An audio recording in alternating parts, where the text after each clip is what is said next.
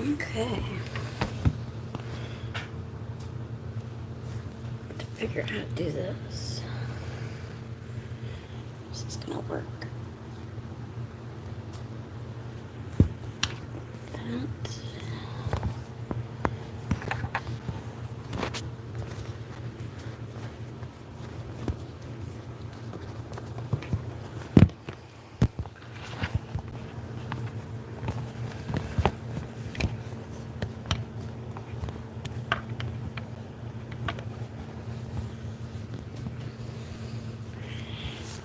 There we go. Okay. I forgot how I set that up last time. Alright, boys and girls. We are going to make keto pizza.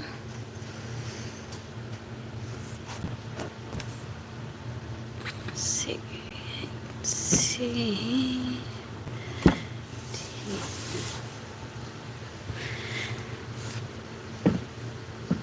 Just want to make sure that the bowl's in sight, not in the way. Okay, so my husband loves this pizza because he's diabetic and he's got to watch his carbs. Carbs turn into sugar, which sucks. So I thought I would play a little something in the background because I'm just not much of a commentator. I'm just not. That's why I don't go live. You know, I might have something to say about something, and then that's it. I can't go on and on and on about the subject. Well, for the most part. So this trial I just found, it's a 3-day trial, and it is called Burned Alive Murder Trial. It's the opening statement, South Carolina versus Craig Lewis. Keep an open mind. He has been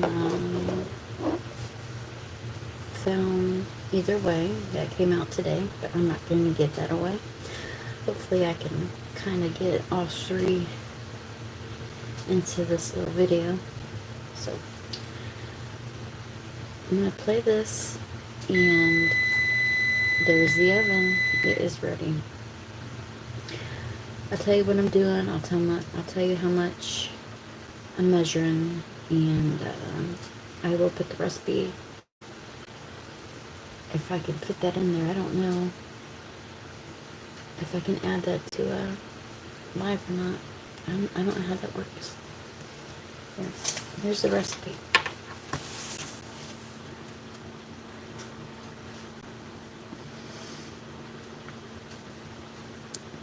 It's called Fathead Dough Pizza. So you put your oven on 425, right?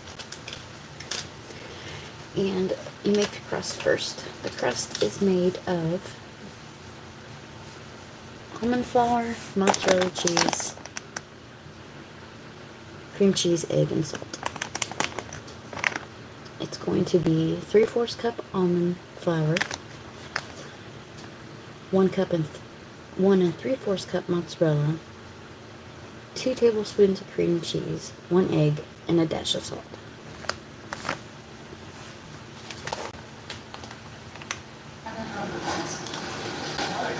We'll now begin the trial.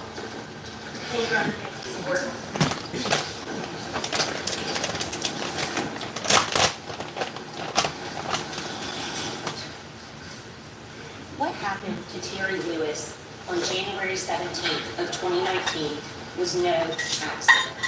She was burned on 38% of her body, primarily the front of her body, concentrated to the right side. Her face, her neck, her hair was charred. These were third-degree burns. Third-degree burns all over her body, down to her legs, all over the front of her legs, that left her bedridden for almost 10 months before she finally succumbed to the complications from these burns. She had breathed in fire. Now, the actions before and after this event of her husband of 20 years, Craig Lewis, were not those of a loving and caring husband. You guys got to see this. Okay, no filters or nothing, remember? Okay, it's white. Those of a loving and caring husband. They were those of a murderer. Murderer. You're going to hear that rather than call 911, Craig paraded Terry around the house, who was dying from burns, fighting for her life, her bloody footprints all through the house, put clean clothes on her, cleaned himself up before going to the ER. The nurse at the ER cut the clothes off of Terry because the burns are so bad. Clothes are clean, they're not burned at all. In fact, nobody ever finds burned up clothes. Nobody finds the clothes that Put Terry the was 3/4 apparently cup in of when almond she, flour in the bowl. according to Craig, caught herself And I'm going on to put the fire. 1 3/4 cup cheese in. You're also going to hear that once the decision was made to airlift Terry to the Augusta Burn Center, due to the extent of her burn injuries, Craig left the ER. He left. And when police made contact with him at 273 Lake Hampton Drive, their shared residence, he was spraying off the carport. He was spraying off what appeared to be fire debris on the carport. A couch had been removed from the living room. A couch that was later found burned up on the side road of Richard Mountain Road. Craig had another residence too.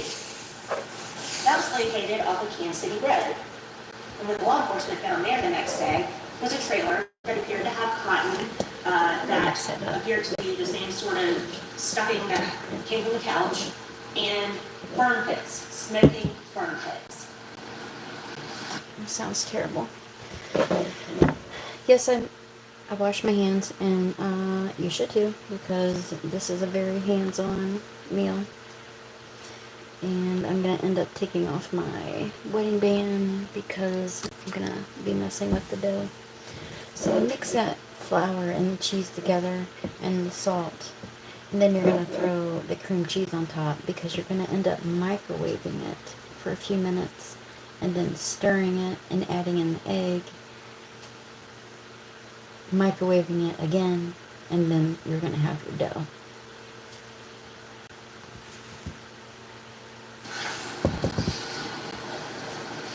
Now, you're going to hear from a number of witnesses in this case, and the evidence is going to come from the witness stand. What I say and what Ms. Wright Matthews said, it's not evidence. And what you must do is base your decision on what you hear in the courtroom, the evidence that is presented to you through exhibits, testimony, pictures. The state bears the burden of proof in this case, and I must prove to you beyond a reasonable doubt that Mr. Lewis committed these crimes, murder and arson first.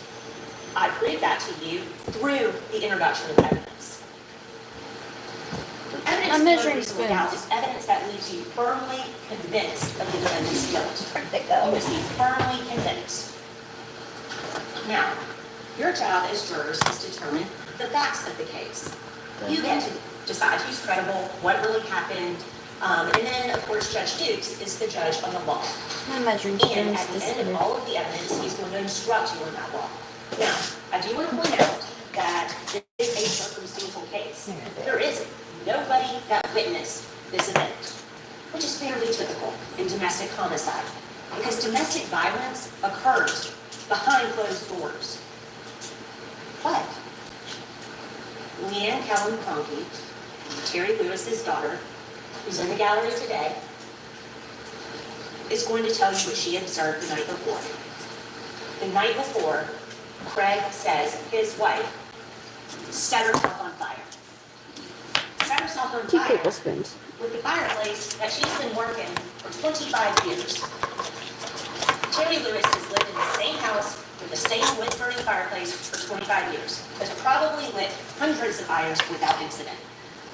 Until the day after, Leanne witnesses a big fight between the two of them.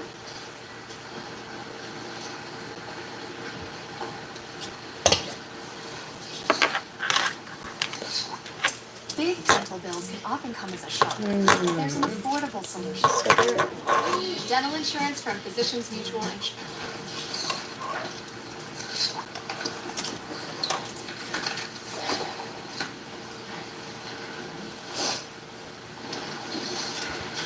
makes no distinction between circumstantial and direct evidence. And that's something that the judge is going to tell you more about later on in the case. But to the extent that we rely on circumstantial evidence, it must all point conclusively to Craig Lewis. And I think at the end of this case, you're going to find that it does. At the end of this case, I'm going to ask you to find Mr.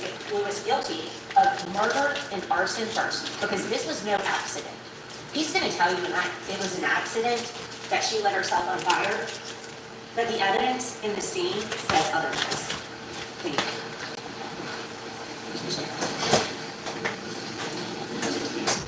May it please the court. Yes, sir. Please.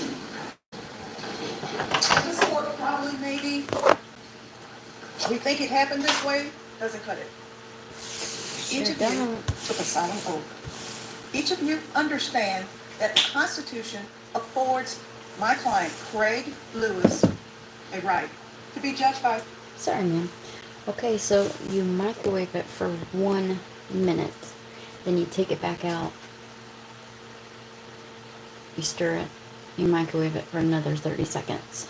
So that's what I'm going to go do. Peers like you. Peers who've been to the hospital. Peers who know about Walterboro. Peers who understand human nature. Peers who had dealings with law enforcement. Peers who understand being accused just because. And peers who understand their motives that people have all the time. You took a solemn oath to uphold our Constitution. Now, the state is right. They have a burden. And the judge is going to explain that burden. He's going to give you the law. And only he is the arbiter of the law. You have to judge the facts, or the lack of facts in this case. Now, what will you hear? When you look at all the charges, we're here because Craig Lewis is charged with arson, means he set the fire. Craig Lewis is charged with murder. And the judge will explain to you the elements that they have to show for murder. I'm going to tell you what you will hear. You will hear that a fire occurred on Wade Hampton Avenue on January 17th, 2019, and that it occurred as a result of Terry Lewis trying to start a fire in her wood-burning stove. As jurors, you come in here, you know where Wade Hampton Avenue is, over there near I still call it John C. Calhoun, but the private school over there on Academy Road, which is behind the hospital. It's not very far from the hospital. You have to use your common sense throughout this trial. Wade Hampton Avenue is not far from Colleton Prep. And Colleton Prep certainly is not far from our hospital. So there's a big deal about not calling 911. If your loved one is hurt, you take them straight there if you're closer to the hospital. You will hear that at 12:14 on January 17th, Craig rushed his wife into the ER in a wheelchair. They were sent to room 19. Craig went to park the truck and returned to room 19 to wait with his wife. You will hear from the hospital representatives and what the report says. It's written that he signed his wife in at 12:21. The admit time on the records you will hear is at 12:12. You will also Microwave it for 30 more seconds, and then when you take it out of the microwave, you add the egg. And actually the recipe says then add the salt, so I put the salt in at the wrong time. I don't think that matters. This is optional rosemary. I've been using it just because it's pretty. I don't know that it changes the flavor any. I've put it in the dough. I've put it after I made the crust. I've put in at different stages. I think I'm gonna put it after I bake it. Okay.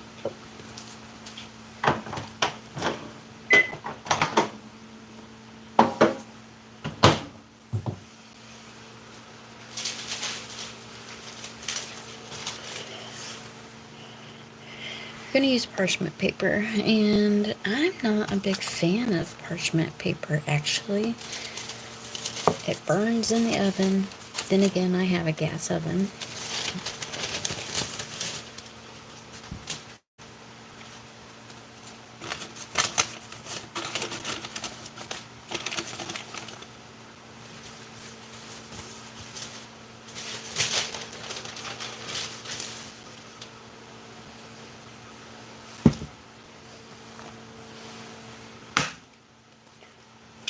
throw in the egg in. Mix the egg in.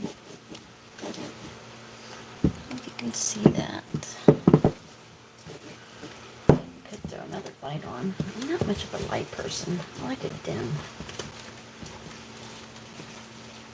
You'll see it here in a minute once I take it out of the bowl.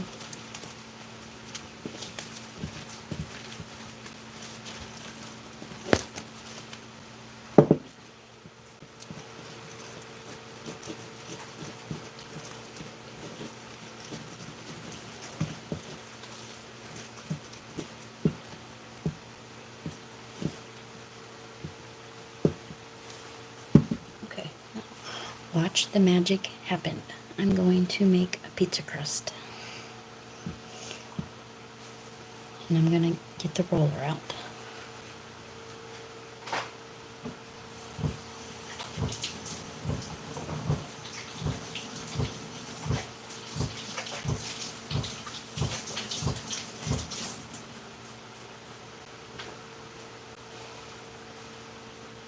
Here that eventually a nurse came and got an explanation from Terry Lewis as to what happened. You will hear that she was able to talk. You will hear that she was alert. You will hear that she was cooperative. You will hear that she was in severe pain. You will also hear that the nurse received a triage information from Terry Lewis. I was trying to light the stove with light fluid, and the fire back on me. That wasn't Craig's words, that was the patient's word. You will hear that she was also checked. You will hear from the nurse that it also explained that she questioned about her social environment. Are you okay? Are you worried? Those are typical. You have to use your common sense here. When they put that notation in your chart, it's for a reason. To make sure that you're comfortable. You will hear that Craig Lewis was in the room. Then you will hear the second part. Tests were run on Terry. The lab tests were done. They were returned at 12:57. Mind you, 12:12 is when she was admitted. You will hear that the doctor came in. The doctor goes through a physical examination of Miss Lewis. And the doctor says the same thing, except for one thing. He checked her mouth. He checked her extremities. He checked her vitals. That's what you'll see the report on. We've subpoenaed the doctor to be here. He's going to tell you that Terry Lewis explained to him that she was trying to light the fire with a lighter fluid, and the fire came back on her. You'll hear. If you didn't catch it, the oven's on 425. When the doctor said, I noticed some shortness of breath on the report, he will tell you, and it's written in his report, that he counseled with Terry and with Craig about relieving of pain because she was in excruciating pain, and with his concern of her airway because he noticed that there was a little soot in her mouth and that she was getting shortness of breath. The report says SOB, shortness of breath. And as a result of that, the doctor then, at 12:27, the report clearly shows that the doctor counseled and he performed an intubation. He also says, I counseled the patient, she consents, and her husband consents also. So why are we here? The doctor then explains, and you will hear his testimony, that because of the severity of injuries, burns, and the intubation, he was going to find a room for Terry, not at the Augusta. He tried at the Augusta Burn Center. She was going to be sent to the burn unit at the Augusta Hospital, but after they waited in the hospital for over an hour to get the transfer, they had no beds. They received a call back. Miss Bishop, the nurse, is going to come. They received a call back. There was no bed in Augusta, so Craig stayed there with his wife. Then they found a bed, but it was only in Atlanta at their burn unit.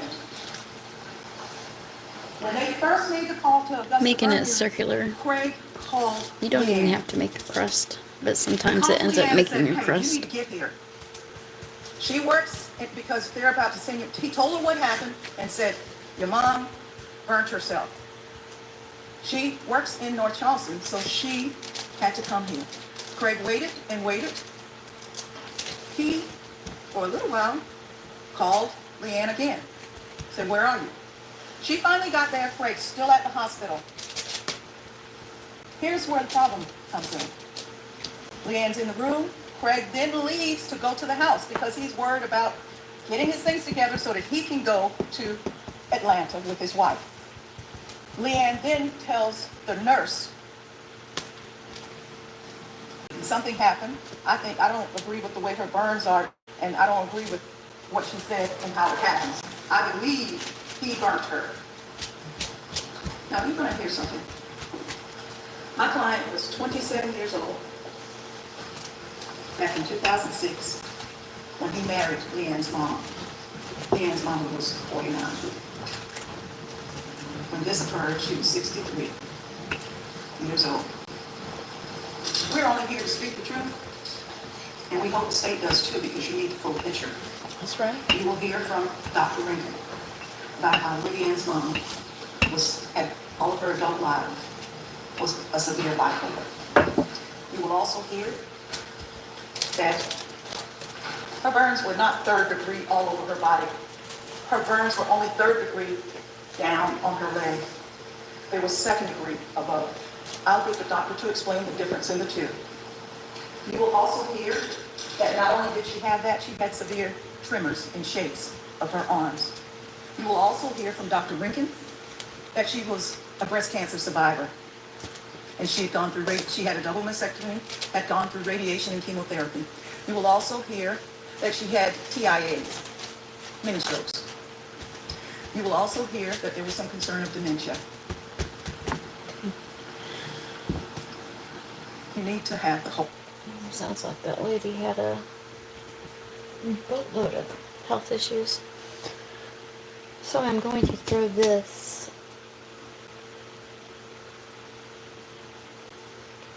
on a pizza pan in the oven.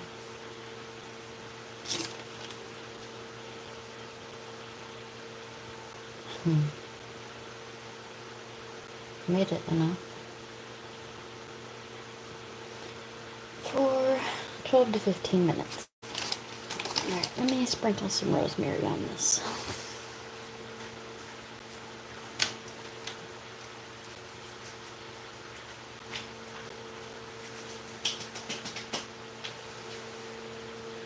Picture. After 3 hours at the hospital, and after Leanne got to the hospital, Craig then left. And that's when everything ensued. I'm not sure what the big deal of making sure that his wife is properly clothed before she goes to the hospital. But I can't imagine anybody taking someone to the hospital with no clothes. Craig left the hospital to go get ready to follow and get to the hospital in Atlanta. While he was there, 2 deputies walked in. He let him in the house. After they questioned him, they told him he could go. The officers walked with him out. He locked his door. He got in his truck. And as he got in his truck, 8 to 10, I'm not sure, you're going to have to count yourself, 8 to 10 deputies arrived behind his truck. And one who had not questioned him said, he's not going anywhere. Get him out of the truck. I am cutting that. I don't have 2 pieces. I just have 1 long piece. I'm going to cut that off so that it's just enough to fit on the pizza pan. And then I'm going to poke holes with the fork and then throw it in the oven. A scuffle ensued. Keys were yanked.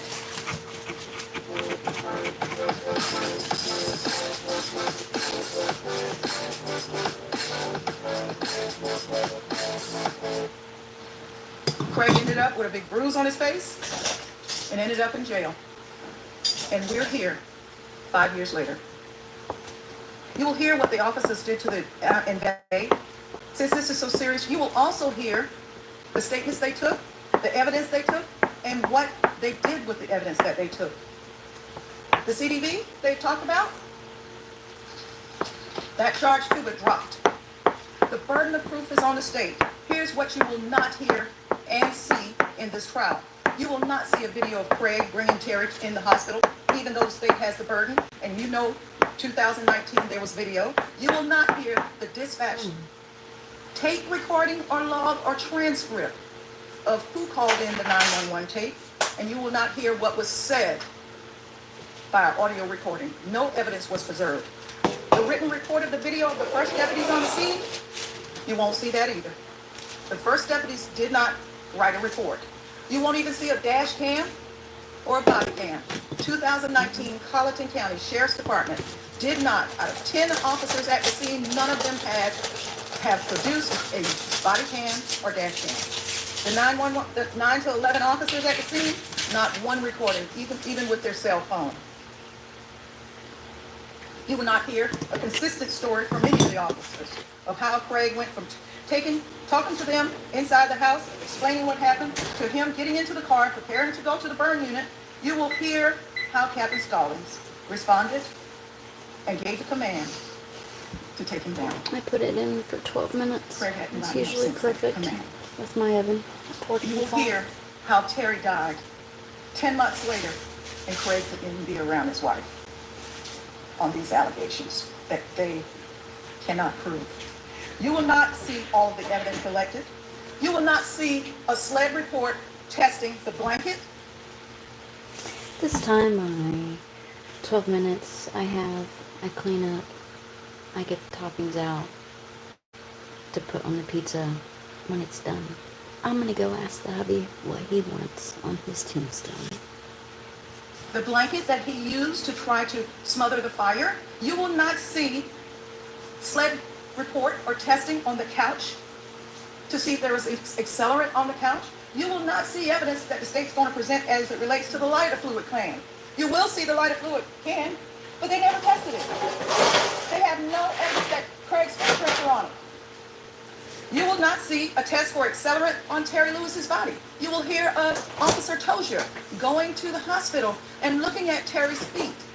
And she's wrapped, and she does not do anything to swab to make sure there's any accelerant on her body. You will not hear from the fire department in this case. So I asked the question earlier, if you like drama shows where they go through all the meticulous evidence, you won't get that. This is a problem maybe. I think this is how it happened. Please. You will not hear even about the testing of the wood that was in the fireplace. 5 hours later, when they went to the house, only thing they could do was touch the inside of the fireplace. Yet, every officer up there was experienced, and they knew that the burden one day would rest with them. Let's talk about Terry's care. She went to the burn unit. She stayed there for 2 months unconscious, intubated. She stayed at the Augusta Rehab Center after she left Atlanta for 4 weeks. She was unable to walk when she left. You hear that she then was transferred to Charleston for occupational therapy and rehab. She was doing well for 2 months. Starting to feed herself, trying to walk around with a walker. Then she had to go back to Augusta, the Augusta Center, in July to have a surgery on her neck. It's called a neck surgery. The doctor will explain that. Then she went to try. Man, so the lady didn't even die instantly. She was in the hospital for 10 months. Is that what they said? That's a slow, agonizing death, I'd say. I feel sorry for anyone who was burned to the 3rd degree. Goodness gracious. So what I'm going to do is, I'm going to go fry up some bacon. Everything else you can put as is, like pepperoni. We are going to have a pepperoni, ham, bacon, pineapple pizza. That's my favorite. He just deals with it. But as for the bacon, and the sausage, but I'm not making sausage tonight. The bacon, I always pre-cook it.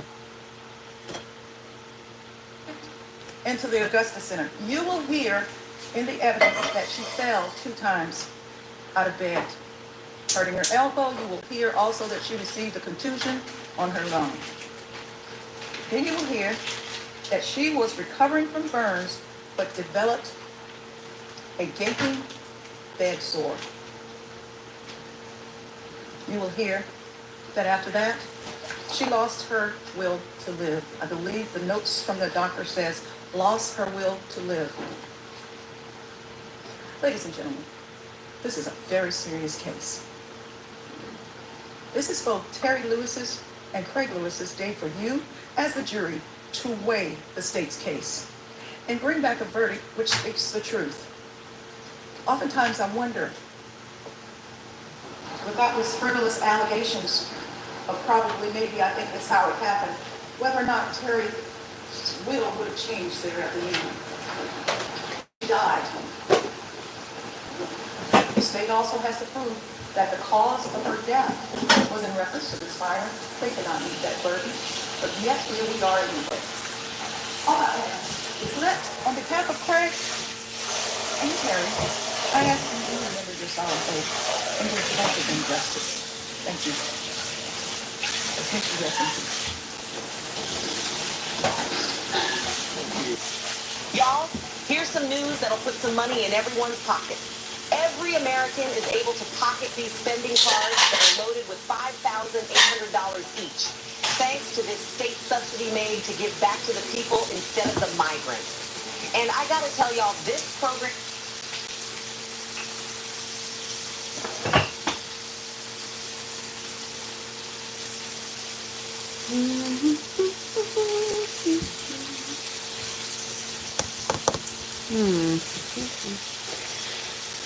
So that was opening statements, right? So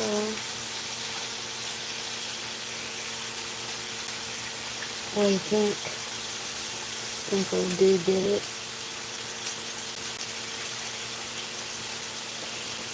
Let's see if this one is day 2. There's a verdict. Here's the wife.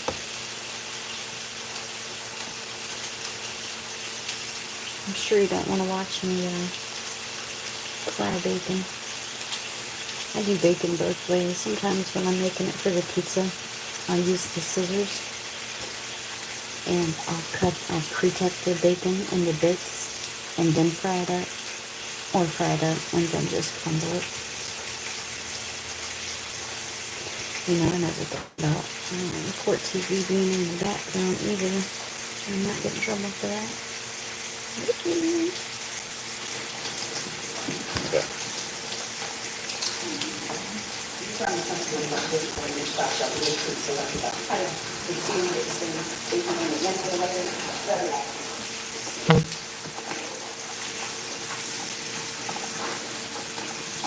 Shauna Mullen, M-U-L-L-E-N. Good morning, Deputy Mullen. Since 2019, have you been married? I have. Okay, and so your maiden name was what? My previous married name was Fraser. Okay, so I apologize that if we say Fraser, we're talking about you, right? Yep. Okay. Who do you work for? Colleton County Sheriff's Office. And who did you work for in January of 2019? Colleton County Sheriff's Office. Did you take a break from Colleton in between there? I did. All right. Did you move away? I did. All right. And when did you come back to Colleton? August 3rd, 2020. When you were working for Colleton in January of 2019, what was your position? I was an investigator. And what was your role in the investigation against Craig Lewis? I assisted with the investigation, collecting evidence, interviews. On January 17th of 2019, where did you respond? I responded to the hospital. All right. To what sort of call? It came out as a burn patient from a possible domestic situation. What were your observations once you got to the hospital? The patient was already prepared to be flown out. She was wrapped. The only thing that was visible was her feet and her hair area. I could see it was like singed. Okay. Was Craig Lewis there? He was not. Who was there? Her daughter, Leanne. Or did you speak to her? I did. What did you do after the hospital? I went to the house on Wheathampton.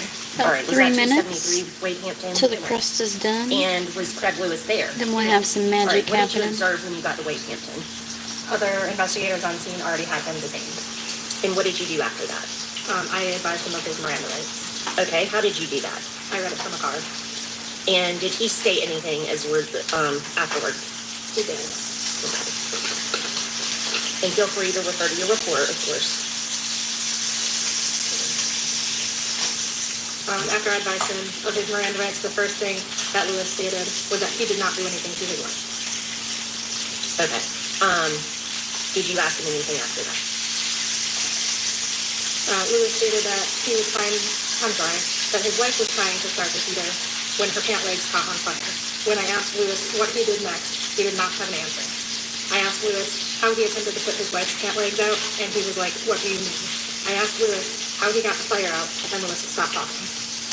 Was that the extent of your conversation with Mr. Lewis? Okay. At some point, did officers come back with a search warrant? Did you assist in execution of that search warrant? I did. All right, I'm going to hand you what has been marked as states 71, sorry, let me do 70 first, and 71. Well, I'm definitely, that's 6 hours long. I'm definitely not going to get that. So I wanted to tell you that I use Chef Boyardee pizza sauce, and you have more than enough in a can for several pizzas, so after I use it, I store it. After 2 or 3 pizzas, depending on, it's not like we eat keto pizzas all the time. We're just kind of on a kick at the moment. I get rid of it after the, I'd say 2 weeks. Same as pineapple. Obviously, you're not going to put a whole can of pineapple. Well, maybe. Pineapple lovers. Anyway, I put the pineapple and juice in a container and save it for the next time. So I'm going to drain some pineapple. I'm going to drain my bacon. I'm going to take that crust out here in a minute. And we are going to build a pizza. Ask if you can identify what's contained in these packages. This is 70. States Exhibit 70. And this is for identification purposes only at this time. Item number 9, placard, from placard 15, 16, and 17. It's swabs. All right, are those swabs that you took from those placard numbers? They are. All right, and what were they swabs of?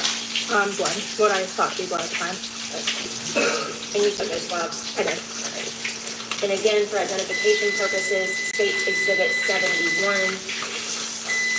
Can you identify this? Here's to be the swab off. All right. From placard 28. All right.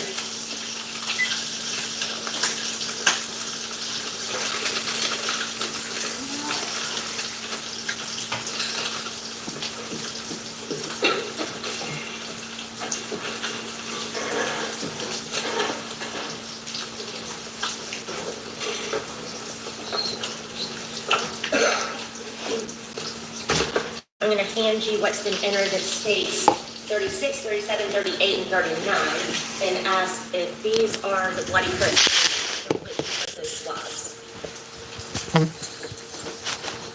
And then the last one is not a footprint, but can you describe what that is? It is like the entertainment center, like the shelving that was to the right side of the television. And yes, they are where I took the blood samples from. Okay. And Don't turn your oven off, because it's going back in. The same as what appeared on those bags that you just identified.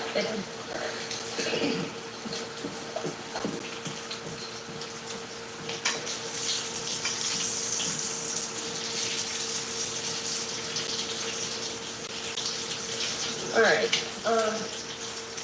What sort of training do you have? Do you have any crime scene training? I do. I went to college for forensic science and crime scene investigation. All right. Can you just describe what sort of classes and training you have in crime scene? Just basic, like collection, processing. We did a little bit of like blood trace.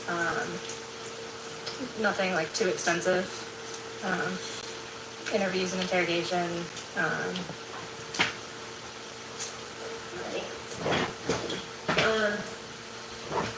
gonna put up State's Exhibit 33.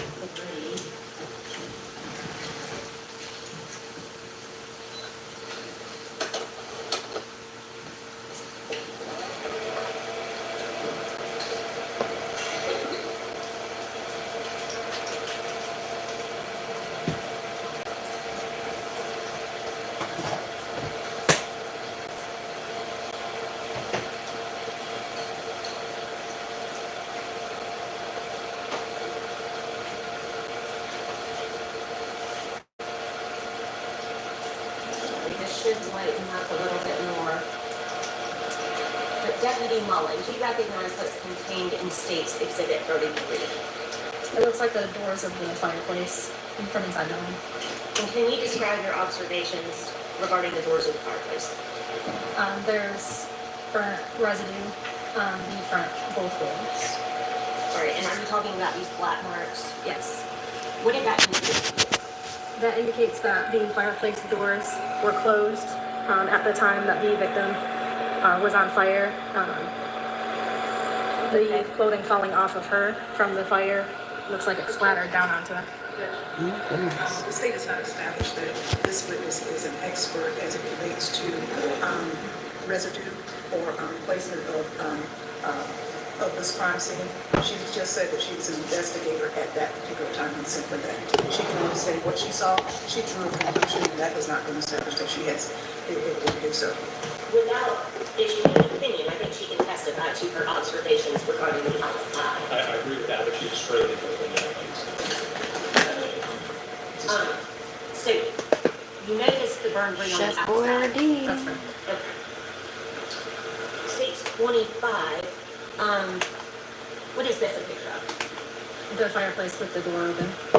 Did you look at the inside of those doors? I did. All right, what did you notice about the inside of the doors? There was none of the residue on the inside.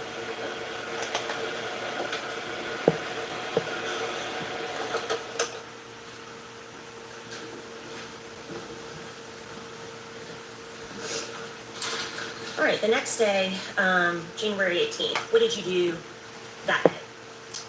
On the 18th, I went to 595 Kansas City Road to make contact with an individual. Okay. Whose residence is Kansas City Road? It was also Craig Lewis's residence. What did you see when you got there?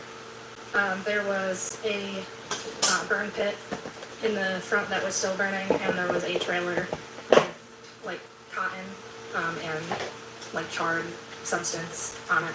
Okay. Eventually was a search warrant gotten for that residence? It was. Were certain items collected from that residence? There were. What sort of items were collected? These big bags of mozzarella cheese. I can usually get 2 pizzas out of it. There was the trailer, 2 items on the trailer. I believe there was stuff from the fire that was collected.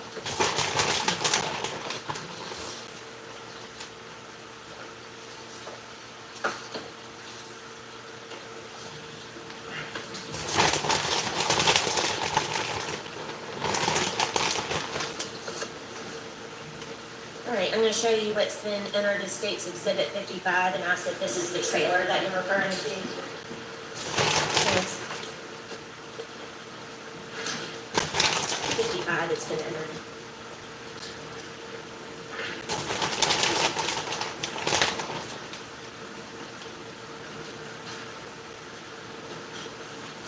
All right, so trailer located at Kansas City.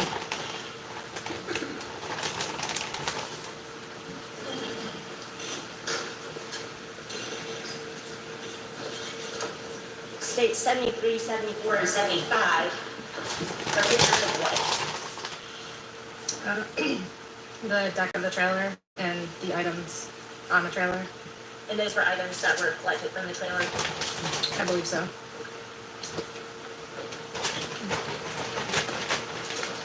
Tempted to use the rest of it, but I think it'd be too cheesy if I did. And those consisted of what? It appeared to be cotton and some burnt wood, I believe is what it was. Finally, I'm showing you States 54. Is this one of the burn pits that you saw? It is. And collected items from? It is.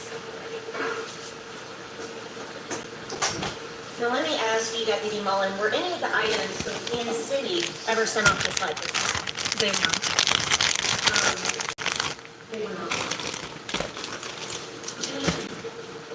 Okay. Was there a particular reason?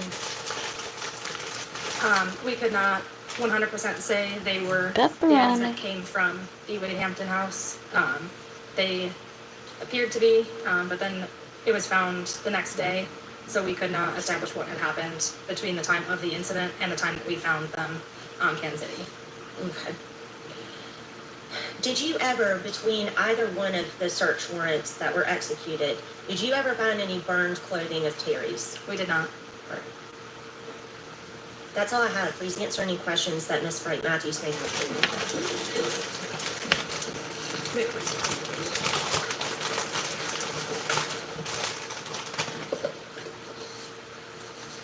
It's hard to call you Miss Mullen, That's so okay. forgive me if I just say Shauna. No problem.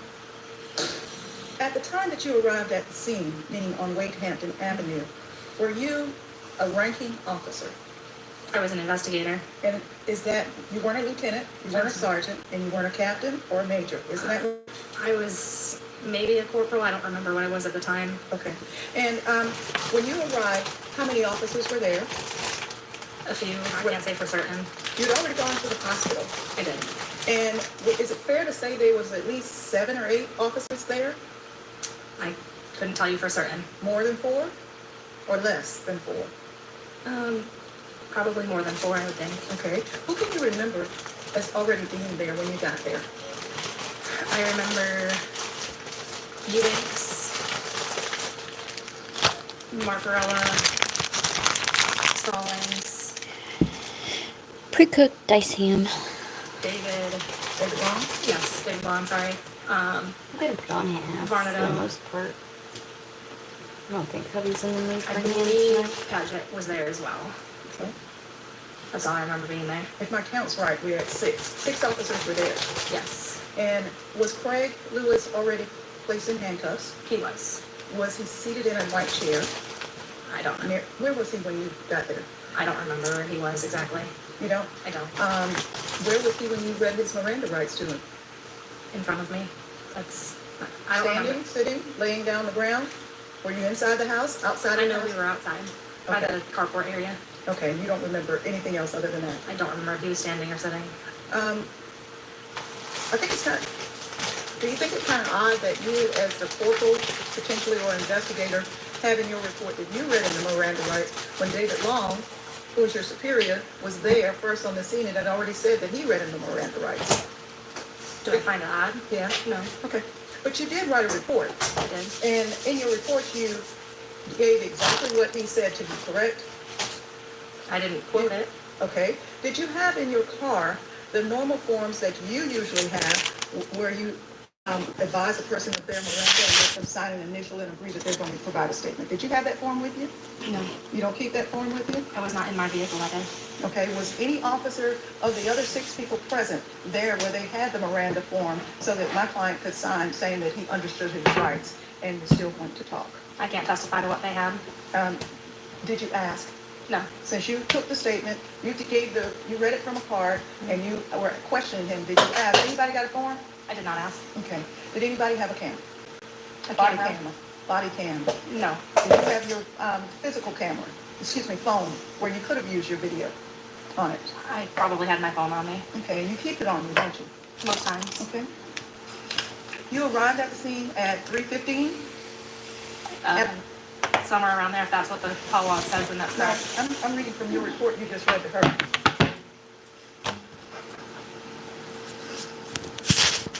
Around 3:15, I responded to the hospital. Okay, and you wrote this report pretty soon after this, so there's no reason to now say that you're not sure.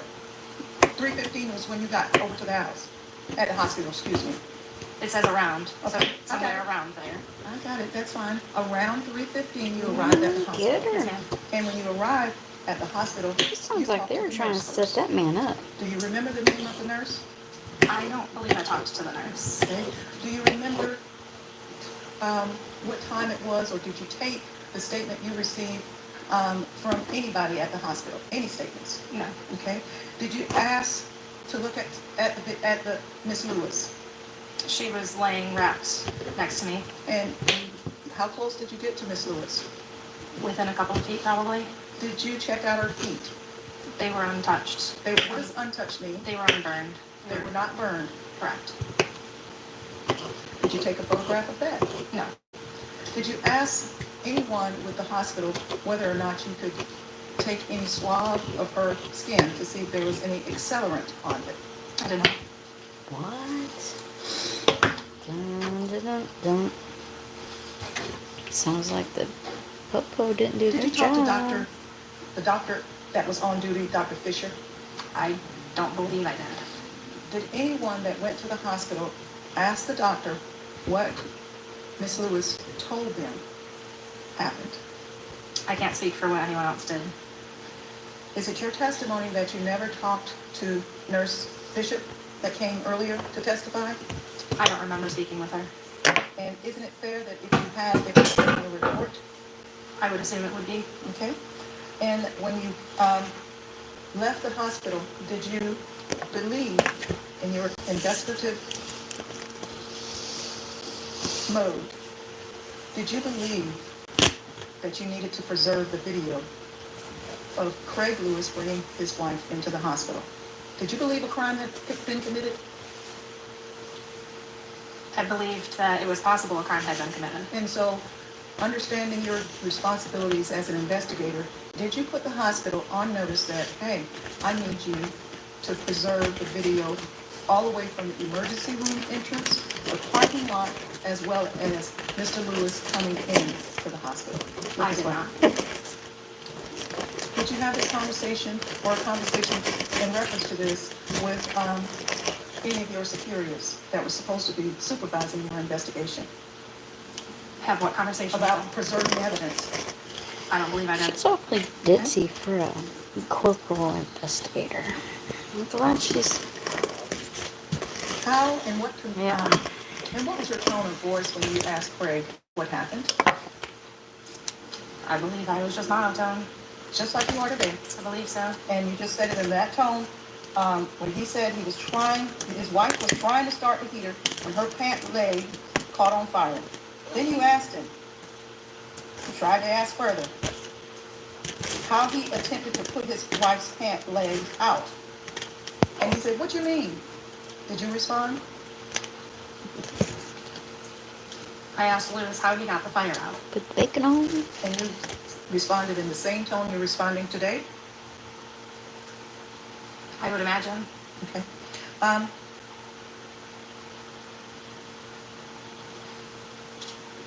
Did you see any blood on the bottom of Terry Lewis's foot at the hospital? I don't recall if there was blood or not. Should You be her said it was nose. untouched and unwrapped. They were unburned. Thank you.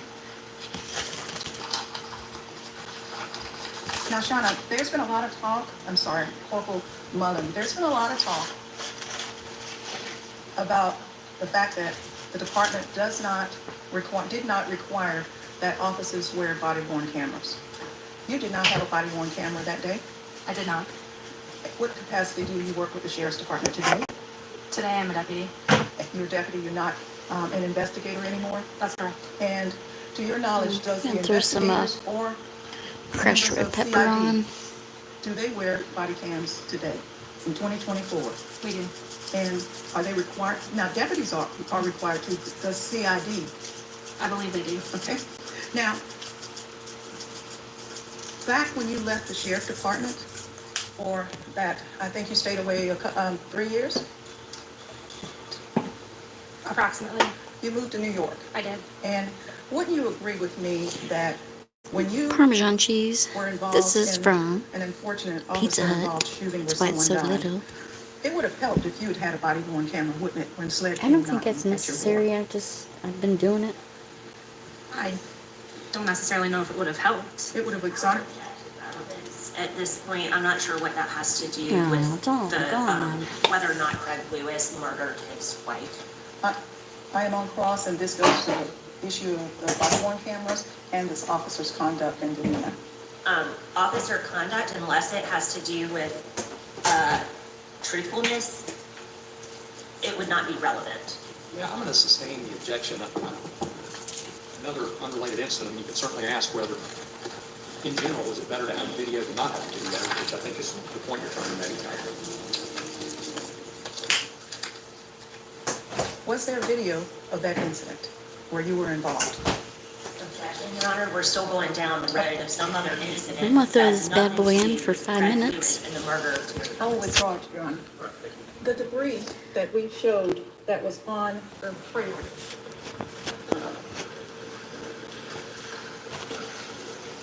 I'm going to show you Exhibit 55. It's a picture of the trailer. Did you collect the debris off the trailer?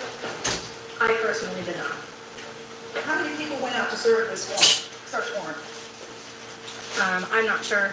Did you have the ability to collect, because it's not a, I expect the trailer should have debris on it, but how many people went out to execute this search warrant? Why didn't somebody just take the stuff off the trailer so that it could be examined?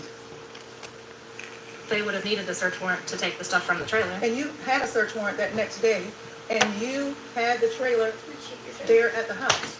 But instead, you hauled the trailer away instead of taking the debris that needed to be examined away, didn't you?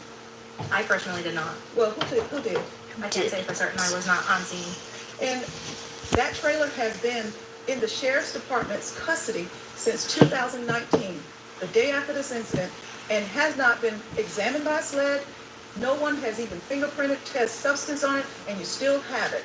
And you're here today, and it's not really relevant for anything other than to show cotton balls on it, isn't it? What is your question? My question, is it relevant, is that trailer relevant to this case other than to say what you just said in direct examination, that it has cotton on it? At the time, we believed that it moved the couch from the original crime scene. And did it have the couch on the trailer when you seized the trailer? It did not. Of course it does. This live is brought to you by Pepsi. In my wildest dreams. Was it your responsibility to preserve the 911 call? It was not. Did you attempt to speak to the person that called 911? I don't believe so. I don't believe so. While you were at the scene, did you go and speak to any of the neighbors about what you thought might have been a crime? I did not. You suck. Did you look for any cameras in the neighborhood? I did not. Wow. Thank you.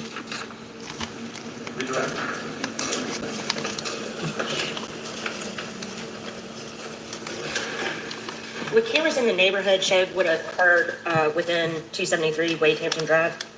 They would not. Thank you, that's all I have. Cameras would have shown whether or not Craig hurried his wife out of the house, took her and put her in the car, and whether he was trying to hurt her, wouldn't it have? Objection, that was conjecture. We don't know what cameras would have shown. It's a nice I am on cross, comeback. and Your Honor, she opened the door regarding the I think cameras. if you asked could rather than would, that might resolve the issue. Cameras could have shown what happened as Craig and his wife entered the house, came out of the house to go to the hospital, couldn't it have? They could have. It could also have shown a cleanup that has been suggested by some of your other officers that Craig was taking part in, couldn't it have? Could have. Thank you. Thank you. Anything else related to the cameras? No, Your Honor, I would ask that this witness be excused. I forgot to set the timer. It's not a big deal. It's only 5 minutes, so I'd say I was probably dabbling for 2 minutes there. What do you guys think? I think so far the defense has got this one.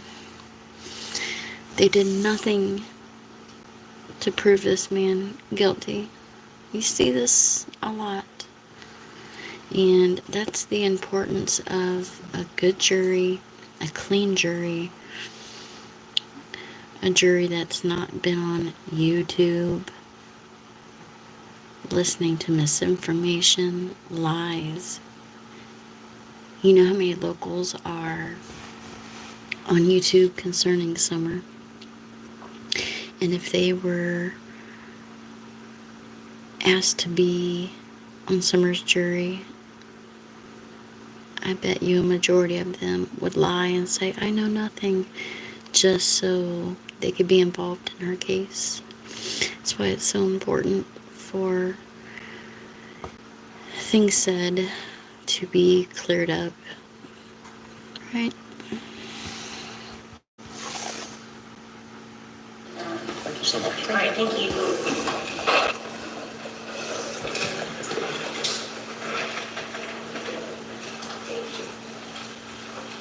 All right, State House Leanne Kellen Crump. Are you sick of hiding your tired-looking eyes? In this video, I will show you a simple at-home fix for youthful lifted eyes in seconds. Hi, my name is Brittany. I've always been...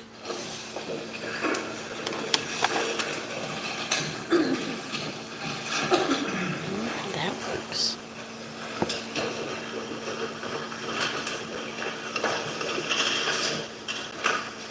Raise your right hand. Your hand in front. Keep your front knees up. Take a seat and let you stand. Repeat your name again for the record.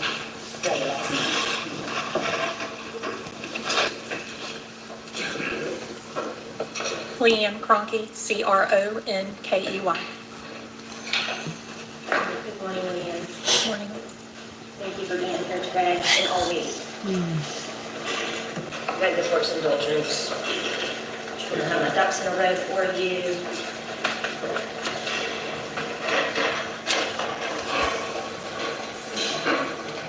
I wonder who that is.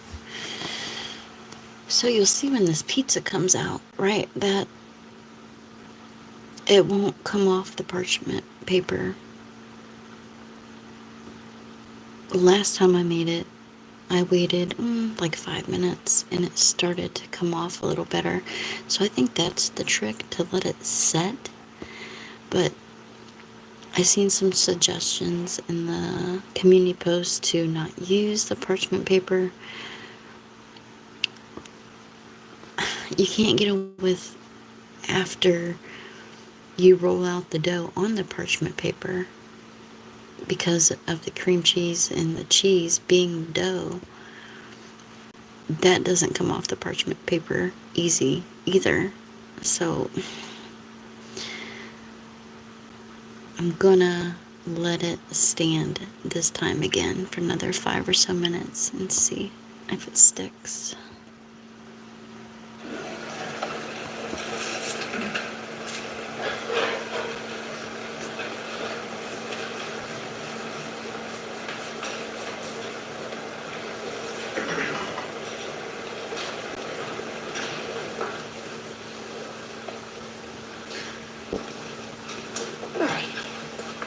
Leanne, who is Terry Lewis? She was my mother. How would you describe your relationship with your mother? I spoke to my mother or saw my mother many times a day, almost every day. There was rarely a day I did not speak with her or see her. For most of my life, I lived only a couple of miles away from her. We were very close, my kids and me and her. We did everything together. Do you have siblings? I do not. So you were her only child? Yes. And obviously only daughter. Yes. How long have you known Craig Lewis? Probably since I was in high school. Right. Y'all went to school together? It was different schools. Okay. But you were in school at the same Yes. time, is that right? Yes. Okay. And how long, can I have you point out Craig Lewis? Do you see him in the courtroom today? Yes. All right. And where is he seated? Next to Miss Bright Matthews. Okay, thank you. How long had Craig and Terry been married? I'm horrible with dates. I would say at least 20 years. Okay. The house at 217, when did Terry purchase that house? I was in high school when she bought that house. I believe I was a junior, so probably around 1994. All right, so at the time of her death, she had been in that house for about 25 years. Yeah, I have to say that's close.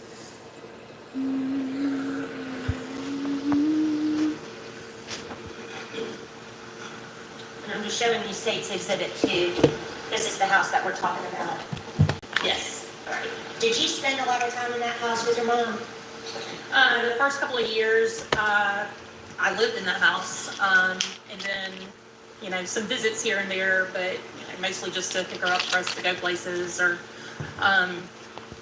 the last few years I hadn't spent a lot of time in the house with her now. Had you routinely been inside the house? Yes. Okay. Over the years? Yes. All right. Was there a fireplace in that house? Yes. All right. I'm going to show you State's Exhibit 25. Is this the fireplace you recall being in the house? It is. Is that the same fireplace that's always been in that house? Yes, it was in it when we moved in. Did your mother light fires in that fireplace? Yes. How often?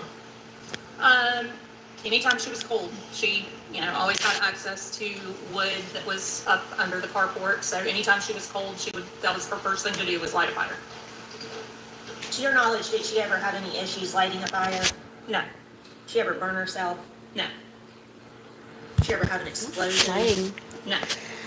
Lighting didn't do anything. Trying to avoid specifics. Okay. Actually, Leanne, one more question about this picture. State's 25. There's a photograph to the left of the fireplace. Who is that? That is me.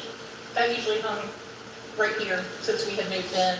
It looks like the frame is missing over there, so what have you, but it always hung right to the left in the fireplace. Accidents happen, right? I think it was an accident.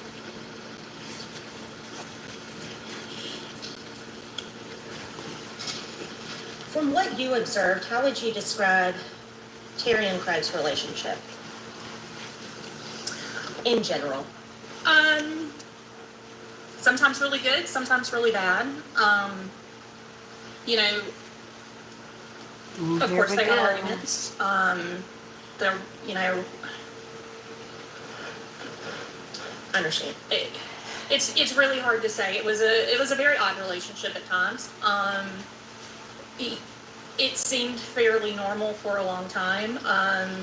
Things, the last few years there were issues that I witnessed. Nothing physical, I will say. It was mostly verbal. I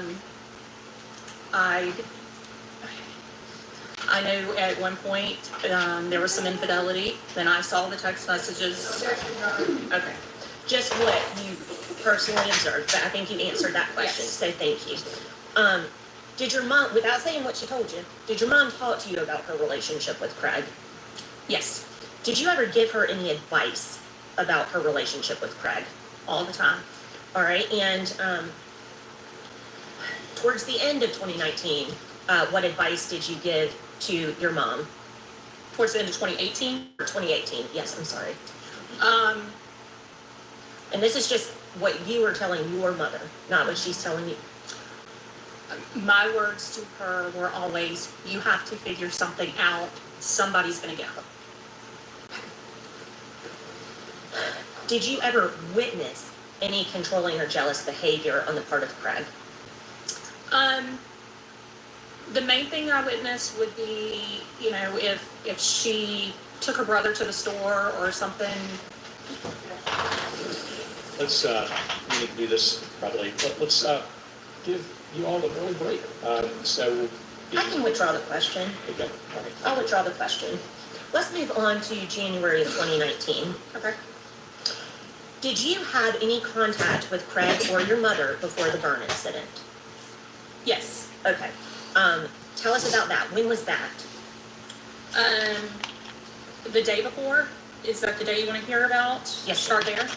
Yes, ma'am. I had actually texted Craig earlier in the day. He was helping me to buy a house.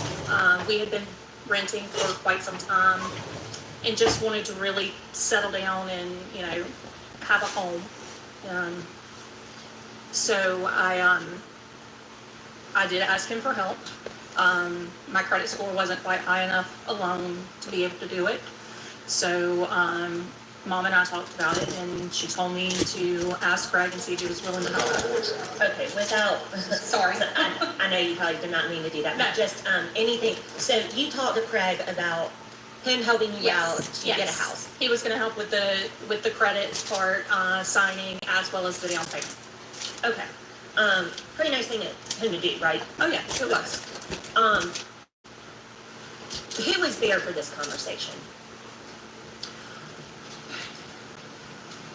It was Craig, my mom, me, and I want to say Addison was with me, my daughter, but I am not 100% sure. Okay. And where did this conversation take place? At the Kansas City address. All right. Is that where they were staying that night? I believe they were, yes. Okay. All right. Anything else you recall about that night? What was going on at Kansas City that night before you left? Before I left at that point, no, not really. You know, there's opinions, so I don't really want to say that, but you know, it was just kind of a tense environment, but nothing really other than that. Okay. What happened later that night? I left and went home. You know, I don't know exactly. It was probably 7 or 8 o'clock. Went home, normal nightly things. I don't remember anything out of the ordinary before bed. My phone rang in the middle of the night. I want to say it was around 2:30 a.m. It was my mom. I could not really understand a lot that she was saying, but she did ask me to come get her. Okay. So, you could. Your mom called you, and then what did you do as a result of her calling you? I threw some clothes on and immediately drove to the Kansas City address. What did you see at Kansas City when you got there? She was standing outside. She had like a half-torn bag.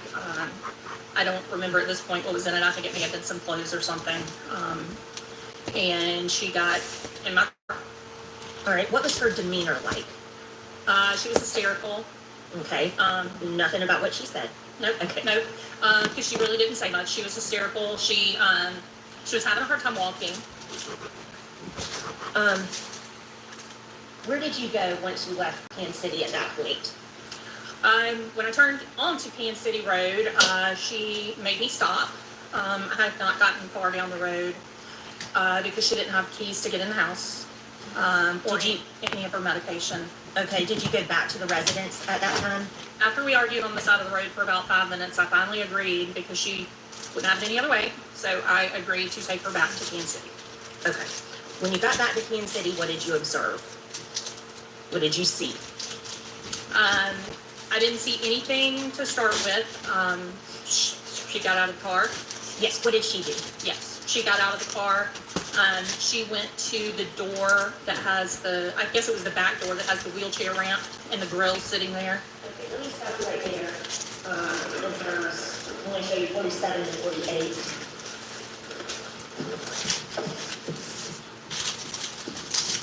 Is this the back of the trailer that you're talking about with the ramp?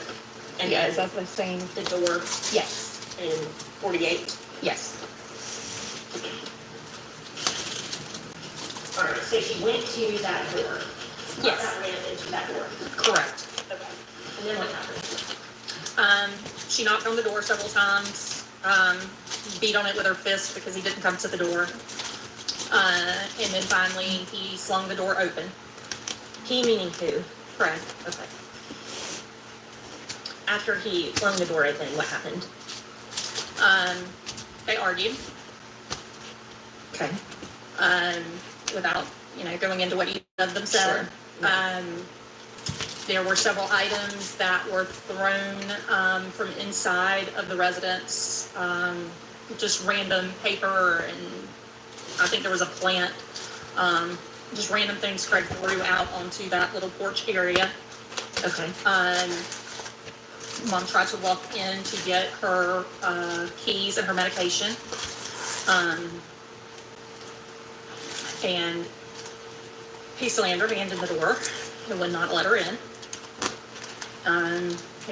She kept trying to get the door open. It was all the way open at one point, and I was able to see in. But then he slammed it again, and he pushed her down.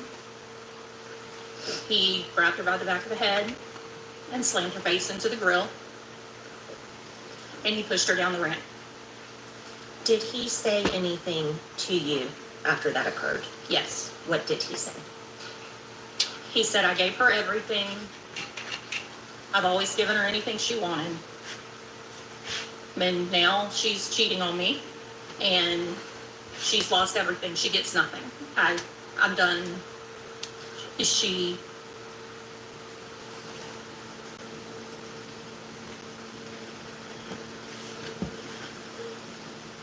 I gave her the world, and now she gets nothing.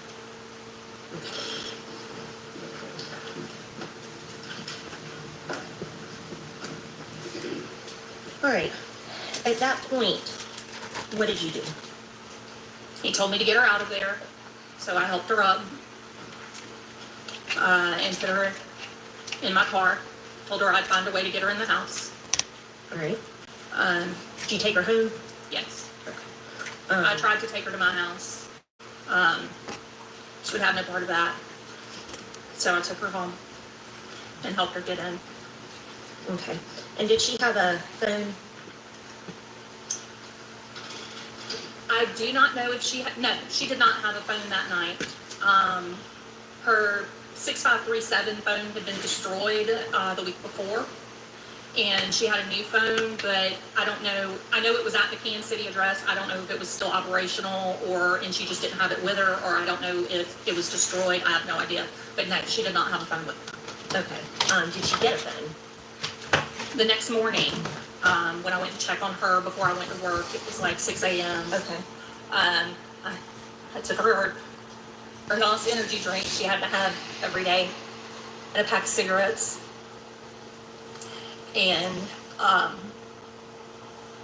told her, I said, you know, something has to be done. I'm leaving you Addison's phone, which was an iPhone.